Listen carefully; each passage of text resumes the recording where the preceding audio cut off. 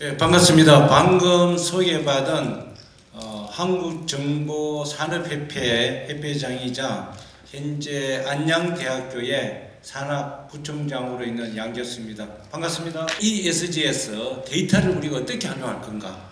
또 디지털 트랜스포메이션하고 ESG 경영하고는 무슨 관계가 있는 건가? 또 ESG 경영이 어떻게 더 잘해야 그 반듯한 국가, 나라 바로 세우기를 할 수 있을까? 잘 아시다시피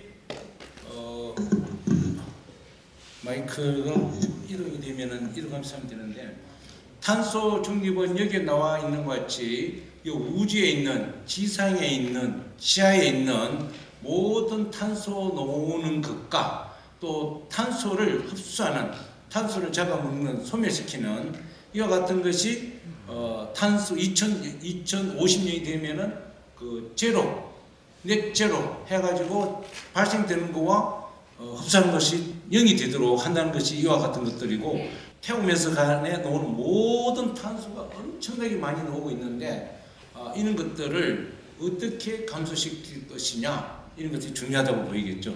우리가 그 ESG 경영은 지금 정부에서도 많은 조직위원도 만들고 국가에서 하고 있지만, 정말 국가가 나아갈 길은 바로 ESG 경영이다. 왜? 환경이 우리가 얼마나 중요합니까? 우리가 죽고 살고자 하는 문제가 환경 문제고, 그 다음에 사회적인 관계. 지금도 우리 대한민국이 두 주가리로 나다시피 되어 있는 거 아닙니까? 그래서 소셜 네트워크, 사회적인 문제, 갈등의 문제, 이 갈등 비용을 어떻게 줄일 건가, 이게 대단히 중요하고, 그 다음에 가버넌스, 우리 직장에서나 가정도 사실은 뭐 가버넌스 체계셔야 되는 거 아닙니까? 어느 한쪽에서 잘못되고 하면 소통이 잘 안 되고 가정교육을 어떻게 시켰냐부터 시작해가지고 기업이고 국가고, 이 가버넌스 체계도 굉장히 중요하다고 보입니다. 이게 하루아침에 된 것이 아니고 기업을 하고 있는 CEO, 그 밑에 있는 책임자들, 이런 사람들이 ESG 경영 마인드를 확고하게 갖고 있어야만 기업체가 지속 성장 가능하다고 보입니다. 그 다음에 밑에 있는 바와 같이 ESG 경영에 대해서는 정말 밑에 있는 것과 같은 이런 것들을 나라를 지금 바로 되돌려 놔야 된다 이겁니다. 똑바른 행태로. 그러려면 ESG 경영부터 제대로 가져야만 반듯한 국가가 된다, 이렇게 되는 거고, 그 다음에 디지털 전환, 우리 디지털 트랜스포메이션, 이런 얘기 많이 하잖아요. 이것도 뭐냐면은 탄소 중립, 우리가 말하는 그 클라우드 센터, 옛날에 IDC 인터넷 데이터 센터, 지금 클라우드 센터 해가지고 이런저런 목적에 엄청난 크게 빌딩 하나가 전체 인터넷 데이터 센터, 요즘 말하면은 저 클라우드 센터, 클라우드도 여러 가지 형태로 되어 있지만, 여기가 뭐냐면은 바로 전기를 잡아먹는 하마. 그래서 전기가 하도 많이 잡아먹고 탄소를 많이 배출하니까는 전남 강양 같은 데에다가 발전소를 지어야 되고, 또 발전소 짓기 힘드니까는 또 저 태양광을 해야 되고, 그 자급자족 에너지를 해야 되겠다는 거 하고 있잖아요. 이게 수도권 같은 데에서 만약 이와 같은 클라우드 센터를 짓는다면은 전기가 어마어마하게 잡아먹고, 여기에 대해서도 엄청난 탄소가 발생이 되거든요. 그래서 여기 탄소 중립에서도 여기도 스마트 전력, 에너지, 물, 이런 것들이 바로 디지털 전환으로 돌아가면서 그런 것들을 줄여줘야 된다 이제 하는 거죠.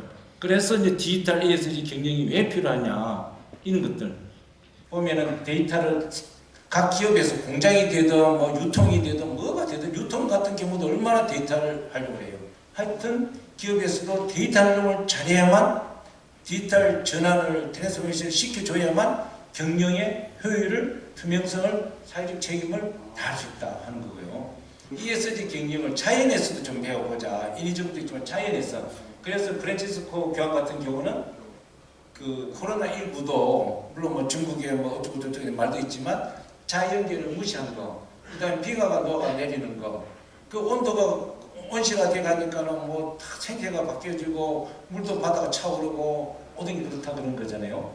그 다음에 또 그 안드레스 에드워즈도 여기서 쭉 보면은 자연이 중심이고 서서히라는 관점에서 우리가 다시 살펴봐야 된다. 사람 너무 위주로 가버리면 안 된다는 이런 내용들이죠.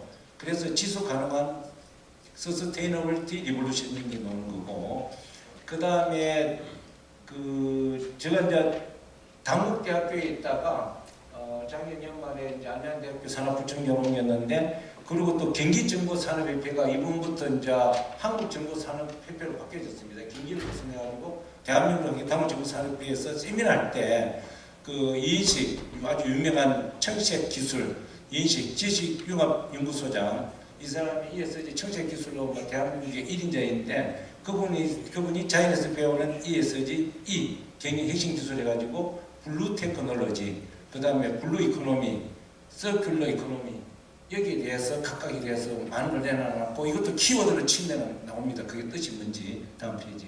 자연에서 영감을 얻는 혁신. 자연에서도 우리가 뭐 모든 걸 얻는 영감이 얼마나 참 말도 못하게 많잖아요. 그런 거를 이야기를 했었고 그 다음에 군터 파울이라는 벨기에 사람은 청색기술 그렇게 해가지고 청색경제가 10년마다 100개의 100만 1000만 이렇게 잡이 2010년에 6월달에 이제 청색경제가 이렇게 청색경제 비전 뭐 이런 것들 또 청색기술 이런 것들에 대해서 나오고 그 다음에 녹색기술 녹색기술은 환경 오염이 발생 뒤에 대책을 세우는데 이게 이제 녹색기술이고 청색기술은 사고가 오염 물질이 발생하기 전에 원천적으로 방지하는 기술이 바로 청색기술이다. 그래서 녹색기술과 청색기술은 우리가 구분해 주는 것도 좋을 것 같습니다.